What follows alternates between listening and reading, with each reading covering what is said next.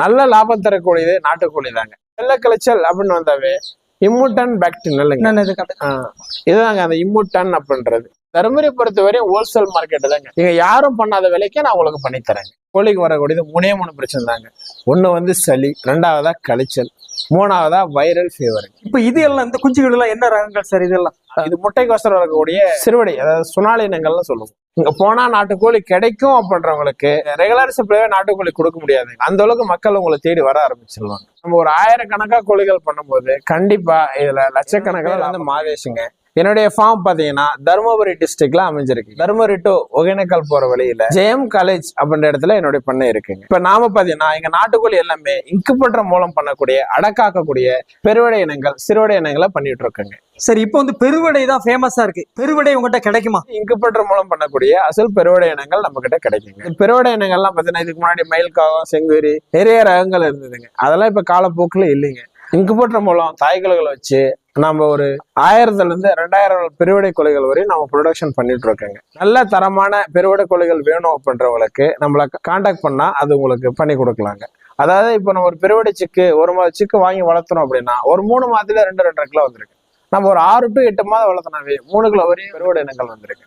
நம்ம கறி தேவை நிறைய இருக்கு. எனக்கு நாட்டுக்கோழி நிறைய கறி தேவைகள் இருக்கு. நான் ஒரு நாட்டுக்கோழி சின்னதா நான் பண்ணிட்டு இருக்கேன். எனக்கு விற்பனைக்கு நிறைய நாட்டுக்கோழி தேவைப்படுன்றவங்களுக்கு இந்த அசல் பெருவடை இனங்கள் பண்ணும்போது குயிக்கா உங்களுக்கு சடன் டைம், அதாவது ஒரு 3 மாசத்திலே நல்ல வெயிட் வரக்கூடியது இந்த பெருவடை இனங்கள் தாங்க. அதே மாதிரி பெருவடை இனங்கள் எல்லாமே எல்லாம் ஒரிஜினல் இதெல்லாம் கட்டுத்தரை போட்டு எடுக்கிறேன் அதெல்லாம் கிடையாது. இன்குபேட்டர் மூலம் பண்றது எல்லாமே நார்மலா நம்ம கிராமப்புறத்துல வளர்க்குறோங்க இல்லையா, இந்த நாட்டுக்கோழி இனங்கள் தாங்க. எங்க நாட்டுக்கோழி இனங்களை, தாய்க்கோழிகள் எல்லாமே நான் இங்க நேர்ல வந்து பாருங்க, உங்களுக்கு பிடிச்சிருந்தா மட்டும் எடுத்துக்கங்க. நாங்க எல்லாமே அடக்காக்கக்கூடிய நாட்டுக்கோழி இனங்கள் தாங்க. அசில் கிராஸ் இனங்கள்ன்றது வேறங்க. இப்ப அசில் கிராஸ் நாட்டுக்கோழின்றது உங்களுக்கு நல்ல லைனேஜ் வராதுங்க. நார்மலா வெயிட் போடக்கூடிய ஒரு கிராஸ் கோழி இனங்கள். ஆனா அதே அசில் பெருவடை இனங்கள் அப்படின்றது நம்ம கிராமப்புறத்துல இருக்கும் பாத்தீங்களா, இந்த மயில், காகம், செங்கீரி இது மாதிரி நல்ல விசிறிவால் வரக்கூடிய நல்ல வால் நீளமா இருக்கணும்தாங்க. வால் நல்ல லென்த்தா வருங்க. நல்லா நீட்டு போக்கா, நல்லா கால்லாம் ஐட்டம் மஞ்சக்கால், கருப்பு கால் வரும். உடல் எல்லாமே இளஞ்சிவப்பு நிறத்துல வருங்க. உங்களுக்கு பாக்குறதுக்கு நம்ம எப்படின்னா கடையில போய் நம்ம ஒரு 450 ரூபாயில இருந்து 500 ரூபாய் வரையும் வாங்குவோம் இல்லையா, அது மாதிரி நாட்டுக்கோழி எல்லாமே இந்த பெருவடை இனங்கள்ல கிடைக்குங்க. இப்ப இது எல்லாம் இந்த குஞ்சுகள் எல்லாம் என்ன ரகங்கள் சார்? இதெல்லாம் இது முட்டைக்கோசரம் வரக்கூடிய சிறுவடை, அதாவது சுனாலி இனங்கள்னு சொல்லுவோம். ஒரு காகம் வருது, ஏதாவது சவுண்ட் கொடுத்தா ஓடுமா? கண்டிப்பாங்க, நீங்களே ஒரு சவுண்ட் ஓடுங்க. அதாவது வந்து வெளி மேய்ச்சலுக்கு விடும் அப்படின்னா ஒரு குறிப்பிட்ட நாள், ஒரு 40 நாள் சிக்கோ இல்ல ஒரு 2 மாத கோழியோ ஒரு ரூம் இல்ல கொட்டைகளை நம்ம வளர்த்து அதுக்கப்புறம் ஓரளவு நல்ல பெரிய சைஸ் ஆக்கிறத வெளி மேய்ச்சல் விடுங்க. ஏன்னா வெளி மேய்ச்சல்ல போனா அதுவும் பூச்சி புழுக்கள் இருந்து எல்லாம் சாப்பிட்டு மருந்துகள் கால்கள் தூக்காத, நாய் பிடிக்காத அளவுக்கு இருக்கணுங்க. அப்பதான் வெளி மேய்ச்சலுக்கு வர்றதுக்கு கோழிகள் நல்லா இருக்கும். சரி, இது ரேட்லாம் எப்படி சார்? இதுக்கு மேய்ச்சல் விட்டு வளர்க்குறது எல்லாமே 450 ரூபாயில இருந்து 500 ரூபாய் வரையும் போகுங்க.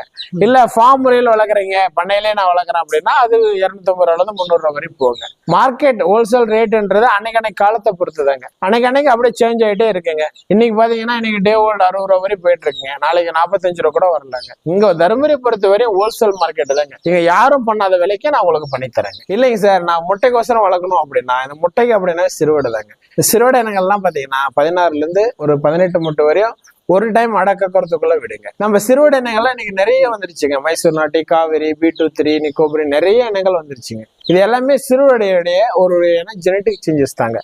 சிறுவடை இனங்கள்லாம் இன்னைக்கு நல்ல மார்க்கெட்ல ட்ரெண்டிங் போகக்கூடியது பார்த்தீங்கன்னா நல்ல முட்டைக்கோசரம் அதிகமா வளர்க்குறாங்க. எனக்கு ஒரு முட்டை தேவைகள் இருக்கு, நான் ஒரு வீட்டான ஒரு 300 கோழி வளர்த்தாலும் முட்டை கொடுத்துக்கலாம்னு நினைக்கிறவங்களுக்கு அதிகமா சிறுவடை கோழிகள் அப்படின்னா சுனாலி இனங்கள் நல்லா மூவ்மெண்ட் போயிட்டு இருக்குங்க. அதெல்லாம் ஒரு வருஷத்துக்கு எவ்வளவு முட்டை விடும்? என்ன அது நார்மலா இந்த சிறுவடை நாட்டுக்கோழி இனங்கள்லாம் பாத்தீங்கன்னா வருஷத்துக்கு ஆவரேஜா ஒரு 200 முட்டை வரையும் கிடைக்குங்க. ஆனா இந்த இடவட்ட கோழின்றது நம்ம ஒரு 4 மாதம் வளர்த்தனாவே ஒரு 2 to 3 கிலோ வந்துருங்க. இந்த இடவட்ட நாட்டுக்கோழின்றது நார்மலா சிறுவடைக்கும் சேராது, பெருவடைக்கும் சேராதுங்க. நம்மளுக்கு இதே மாதிரிதான், நம்ம சிறுவடை மாதிரி தாங்க இருக்கும். வால் எல்லாமே நீட்டு போக்கல நல்லா விசிறுவாள் மாதிரி நல்லா வெயிட் ஒரு 2.5 கிலோ 3 கிலோ வரையும் வரக்கூடியதாங்க இந்த இடவட்ட இனங்கள். அனுபவம் இருக்கிறவங்க ஒரு நாள் குஞ்சு வாங்கி வளர்த்தா ரொம்ப லாபங்க. ஏன்னா ஒரு நாள் குஞ்சு வாங்கி வளர்க்கும் போது ஒரு நாள்ல இருந்து எந்த தண்ணி நம்ம மாறுறதுல பெருசா டிசீஸ், அதாவது நோய் மேலாண்மை எதுவும் நம்ம பண்ண தேவையில்லை. நம்ம அதுக்கு தேவையான ப்ராப்பரா வேக்சினேஷன் பண்ணாவே போதுங்க, நல்லபடியா வளர்ந்துக்குங்க. எனக்கு அனுபவமே இல்லை, நான் புதுசாதான் கோழி வளர்க்குறேன் அப்படின்றவங்க மழைக்காலம் இல்ல சம்மர் காலம், இந்த 2 காலத்தையும் நம்ம பார்க்கணுங்க. சம்மர்ல அதிகமா பாத்தீங்க அப்படின்னா உங்களுக்கு நீங்க சின்ன 1 மாத கோழி கூட வாங்கி வளர்த்தலாங்க. மழை காலங்கள் அதிகமா 2 மாத கோழிகள் ஒரு 300 கிராம் மேல அதனுடைய பாடி வெயிட் ஒரு 300 கிராம் மேல இருக்கிற கோழிகளை வாங்கி வளர்த்தும் போது உங்களுக்கு அது எந்த ஒரு நோய் தாக்கமும் தாக்காதுங்க, நல்லபடியா வளரும். சார் இந்த கோழிகளுக்கு நோய் மேலாண்மை பற்றி சொல்லுங்க, என்னென்ன நோய்கள்லாம் வரும்? கோழிக்கு வரக்கூடியது 3 பிரச்சனை தாங்க. ஒண்ணு வந்து சளி, 2வதா கழிச்சல், 3வதா வைரல் ஃபீவர். இப்ப இந்த சளியில நிறைய இருக்குங்க. நெஞ்சு சளி வரும்.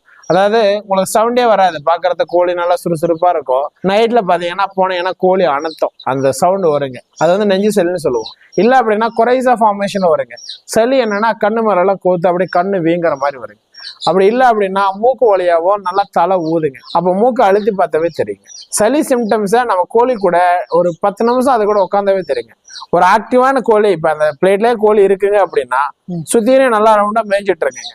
ஒரு டல்னஸா இருக்குன்னா கோழி ஃபீட் எடுக்காதுங்க, அப்படியே டல்லா இருக்குங்க. நம்ம அந்த கோழி கிட்ட நம்ம கொஞ்சம் நேரம் டைம் ஸ்பெண்ட் பண்ணாவே அது என்ன பிரச்சனை நம்ம கண்டுபிடிச்சிடலாங்க. 2வது பிரச்சனையா கோழிக்கு அப்படின்னா கழிச்சல் வந்து எதனாலனா கிளைமேட் சேஞ்சஸ்ங்க. குளிர் காலத்துலாம் பார்த்தீங்கன்னா காலையெல்லாம் ரொம்ப சில்னஸா இருக்கு. இப்போ நாமளே குளிர்னா எடுத்து போர்வை தேடுறோம், இது அதுன்னு பண்றோம். கோழிகள் குளிர்னா என்ன பண்ணுங்க, கோழிகள்லாம் குளிர்னா பார்த்தீங்கன்னா மண்ணை பறிச்சு நல்லா ஹீட், அது தேவையான பாடி ஹீட் எல்லாமே மண்ணு மூலம் படுத்துங்க. இப்போ நம்ம பண்ண முறையில் இல்லை மேய்ச்சல் விடும்போது ரொம்ப சில்னஸா இருக்குதுன்னா அன்னைக்கு வந்து கழிச்சல் வரலாங்க. இப்போ ஹீட் அதிகமான வரக்கூடிய பார்த்தீங்கன்னா மோஷன் லைட்டா பிளட்டா வருங்க. அது மாதிரி வருதுன்னா அது ரத்த கழிச்சல்னு சொல்லுவோம். இதுக்கு ஆன்டிபயோட்டிக் நிறைய இருக்கு, அந்த உடல் சூடுனாலதான் அது வருது. சூப்பர் காக்ஸ்ன்ற டானிக் கொடுத்தாவே ரெடி ஆயிடுங்க. ஒரு மருந்து பேர்கள் சொல்லுங்க சார். மருந்து பேர் வந்து சூப்பர் காக்ஸ்ங்க. அது எப்படி டோஸ் கொடுக்கணும் ஆக்சுவலா? அது 5 லிட்டருக்கு ஒரு ஸ்பூனுங்க. அதாவது 1 லிட்டருக்கு 1 கிராம் கணக்குங்க. ஒரு 5 லிட்டர் தண்ணிக்கு 5 கிராம் கலந்து வச்சீங்கன்னாவே கோழி ரெடி ஆயிடும். எத்தனை வேலைக்கு கொடுக்கணும்? எத்தனை நாள்? ஒரு வேளை கொடுத்தா போதுங்க. ஒரு நாளைக்கு ஒரு வேலைங்க. ஒரு 2 நாள் 3 நாள் கொடுக்கலாம், அதுக்கு மேல கொடுக்க கூடாதுங்க. அதே நீங்க வெள்ளை களைச்சல்ல பாத்தீங்கன்னா, வெள்ளை களைச்சல் அதிகமா எதனால வரும்னா ரொம்ப சில்னஸ் இருந்தா வெள்ளை களைச்சல் வருங்க. உங்களுக்கு அந்த அரிசி பச்சரிசி எல்லாம் போடுறோம் இல்லையா, அரிசி போடுறதுனால கூட வெள்ளை களைச்சல் வருங்க. அது வந்து கார்போஹைட்ரேட் அதிகம் தான். 100 கோழி இருக்கு, அதுக்கு ஒரு 2 கிலோ அரிசி கொடுக்கலாங்க. நீங்க 100 கிலோவுக்கும் நான் 10 கிலோ அரிசி கொடுக்குறேன் அப்படின்னா கண்டிப்பா அதுக்கு களைச்சல் வருங்க. அதாவது அதுக்கு தேவையான ஒண்ணு கோழி தீவனங்கள், இல்ல லேயர் தீவனங்கள், இது மாதிரிலாம் தீவனங்கள் நிறைய இருக்குங்க, அதெல்லாம் வாங்கி கொடுக்கலாம்.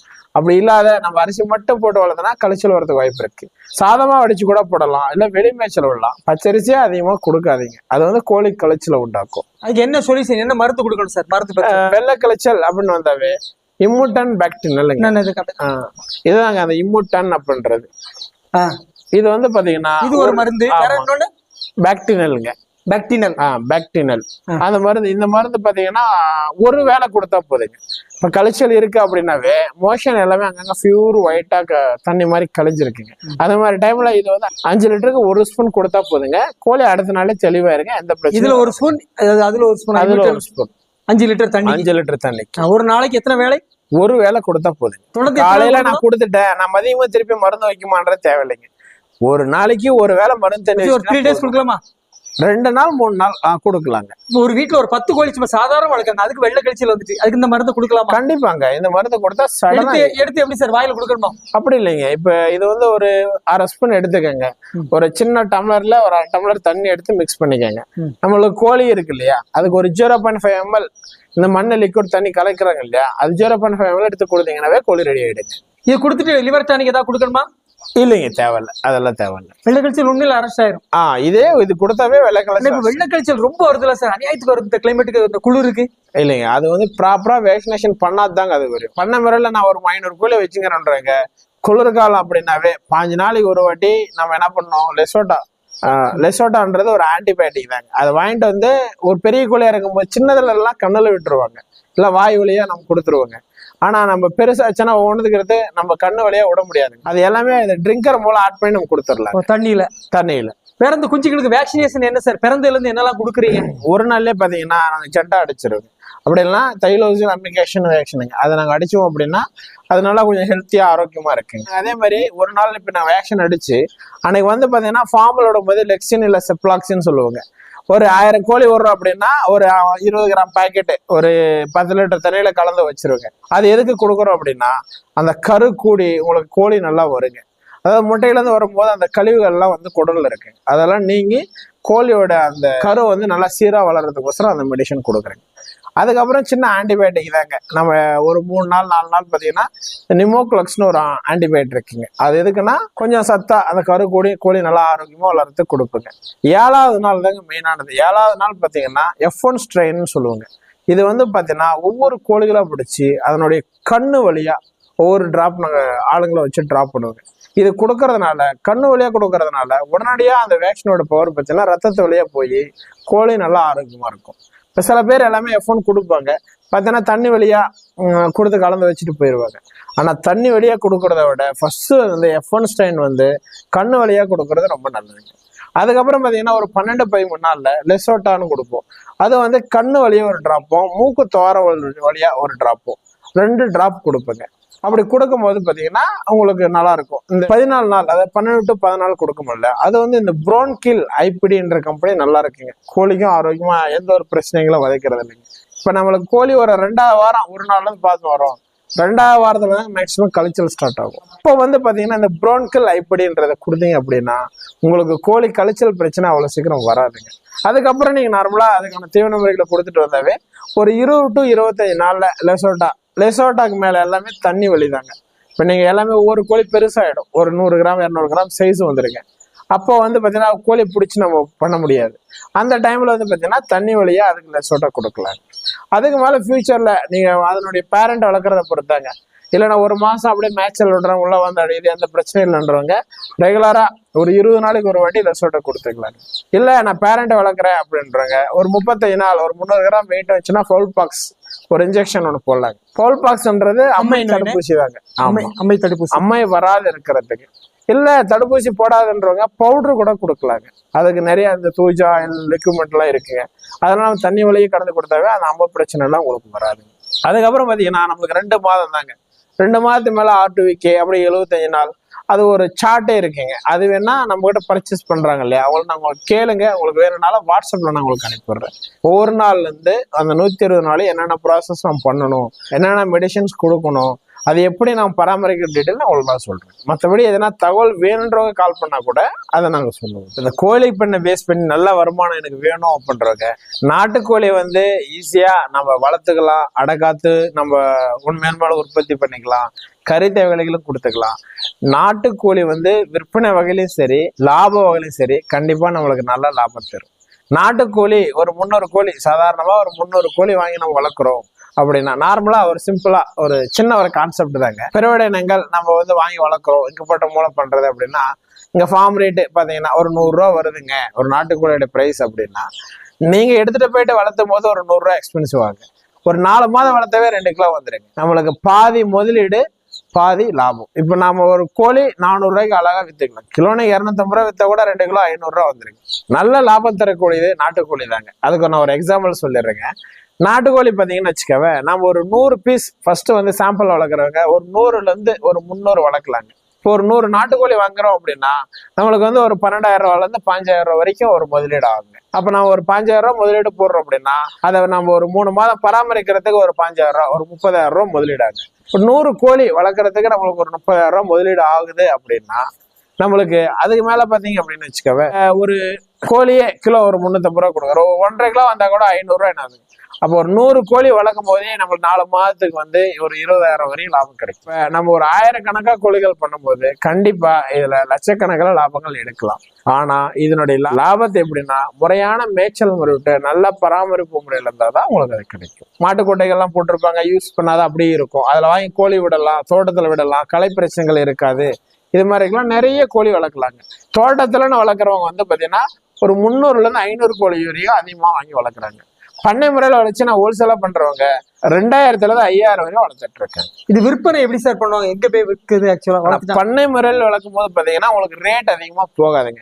மேய்ச்சல் முறையில் வளர்க்கும் பொழுது 4 பேர் பப்ளிசிட்டி தெரியுற வரையும் கொஞ்சம் கஷ்டங்க. இங்க போனா நாட்டுக்கோழி கிடைக்கும் அப்படின்றவங்களுக்கு அப்புறம் நீங்க ரெகுலர் சப்ளைவே நாட்டுக்கோழி கொடுக்க முடியாதுங்க. அந்த அளவுக்கு மக்கள் உங்களை தேடி வர ஆரம்பிச்சிருவாங்க.